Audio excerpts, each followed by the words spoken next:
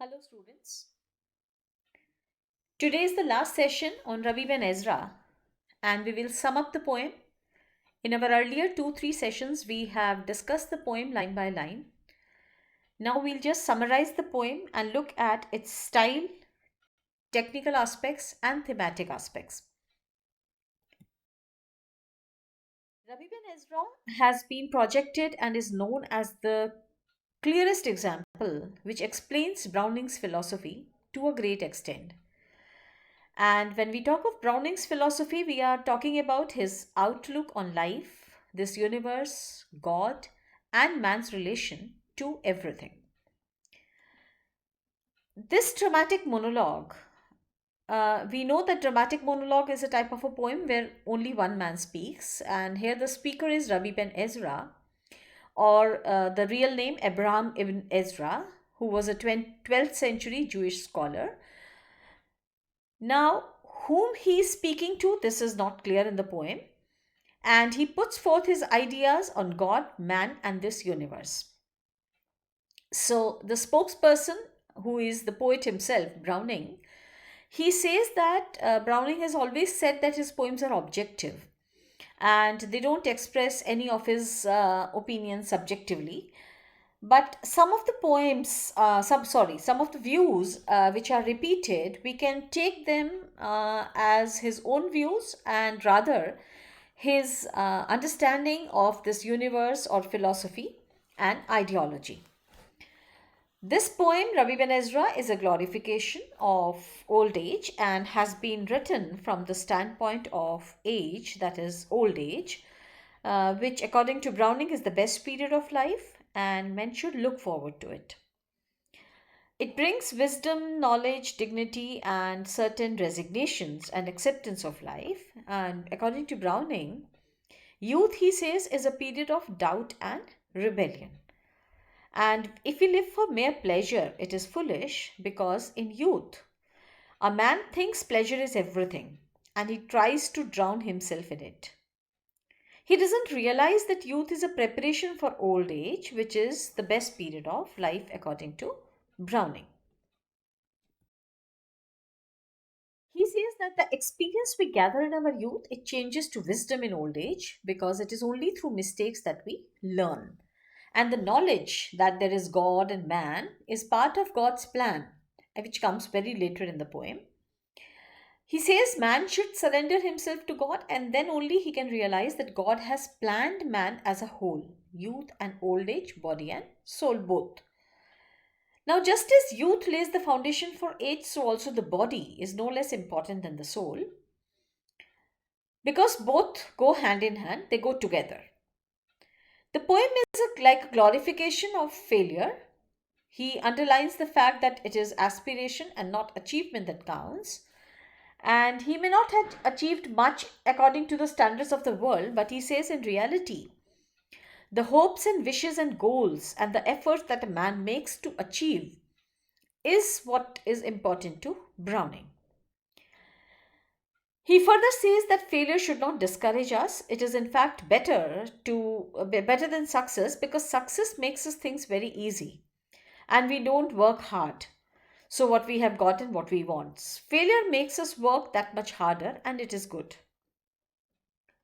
Coming to the style and allegory of the poem, the metaphor of potter and the pitcher, which has been used in the poem, has been used by Browning to explain God's plan. God is here the potter who is shaping the clay, that is man, on the wheel of life. He is shaping man by giving him pain and suffering and failures, and this is meant to strengthen his character so that he emerges as a strong man. This, according to Browning, is also his explanation for the imperfection we see all around us. The world is imperfect because God has made it so to try man, and this or imperfect world is God's plan to improvise man and his qualities. He further says that man has to submit to the plan and know his place in the scheme of things. Once the picture is shaped, it is ready for use by the gods. The soul has been purified by suffering, and now he says it is ready for his journey, which comes after death. When we look at Browning as a love poet, in this poem particularly, there are two different sides of Browning as a poet. One is Browning as a love poet, and other is the intellectual, the thinker and the philosopher Browning. Now, critics have always been of the opinion that when this poetic side was dominant, Browning was the greatest poet. But when the intellectual side took over, the philosopher in him was predominant, and then there was much of the things to be criticized. But at times, critics say that there is a happy blend of the poet and the philosopher, and in this particular poem, we can see a happy blend of the poet Browning and the philosopher Browning.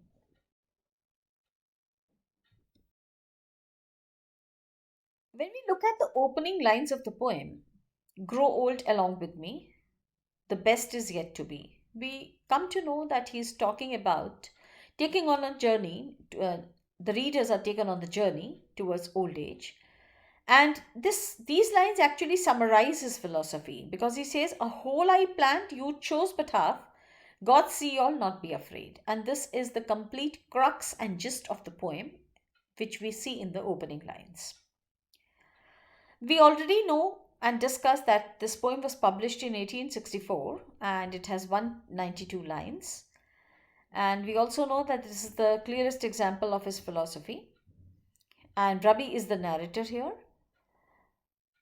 He says that when this experience which man has gained in youth age, if he does this to control his mistakes later on and a spiritual understanding of God, what reality or in reality counts is the intention of the person because aspirations count.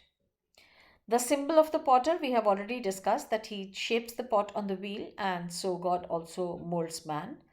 And man has to understand this that this pitcher has been shaped on by the wheel by God, and the pitcher is ready for use for a future beyond life.